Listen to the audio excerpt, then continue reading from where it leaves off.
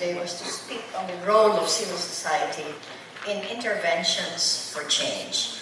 That attracted me because it runs very close to what I have done as a former foreign minister, and I think it is something that I have followed through even after my retirement from the Foreign Service. I must admit, though, that I can hardly speak as an expert on human trafficking, although one has to remember that the first line of rescue, or whatever you want to call it, out there for overseas women are our embassies. I have packed, I have taken care of trafficked women in the past 45 years of my career. So this is a welcome initiative because the Philippines is one of the countries that is quite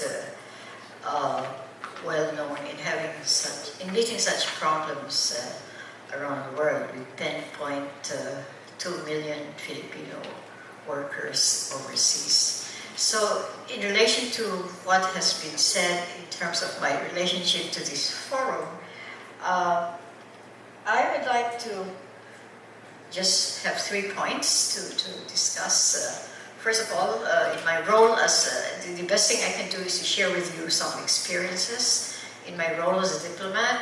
Second, in my role in corporate Philippines. And third, as an avid advocate for gender equality, of course. On my role as chairman of the Security Council in 2002, I had quite a difficult time convincing the other members of the Security Council. This was a time when the Philippines was fortunately one of the non-permanent members. And it so happened it was my term as secretary, so I had that unique opportunity to chair the Security Council, as you know, which is the highest political body in the UN system. And I had proposed my agenda to what has been said, the role of civil society in post-conflict peace building. It was a difficult agenda to enter into the Security Council. I was told to go to the ECOSOC, Economic and Social Council. I said no. I think the role of civil society is very important, especially for post-conflict peace building. If I look back now, this is what we need in Marawi. And perhaps I could revive a resolution to get civil society actively engaged in post-conflict peace building. I used to joke around and they said, told Kofi Annan, he said, Delia, why are you very insistent on this agenda item? I said, yeah, when you men finish with all the wars, who's left behind to clean up? Said the women, so you must put the civil society in the agenda. And I got it, and yeah, I must also say that it was an opportune time for me to chair the Security Council at the time.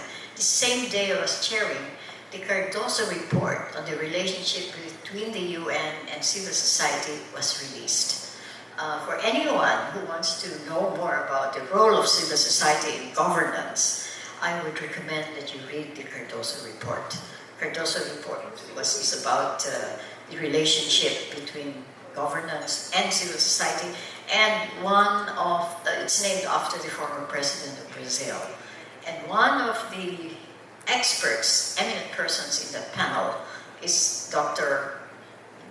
Racelis of the Philippines. She did a fantastic job, and in fact she was the person who did the press conference after my conference. So they said, well, all the women from the Philippines, both in the Security Council and outside the Security Council, were represented by Filipino women, which is quite a coincidence. During my term, during my deliberation on the role of civil society in post-conflict peace building, I was able to invite 2 NGOs to sit in the Security Council. One of them was the head of CARE International, and the other one was the head of the International Center for Transitional Justice. So It was again difficult to bring them in, but the Secretary General of UN at the time was Kofi Annan, and I went to see him personally. I said, you know, Mr. Annan, I want not just to be talking about civil society, I want them to be in the hall. And he said, Madam Minister, you're the chair and you decide. So I said, well, okay, I'm the chair and I decide.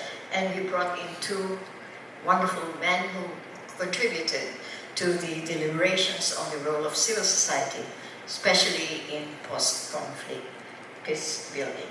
Perhaps what's important in that session and the message of the Cardoso Report, which I think is related to this session today.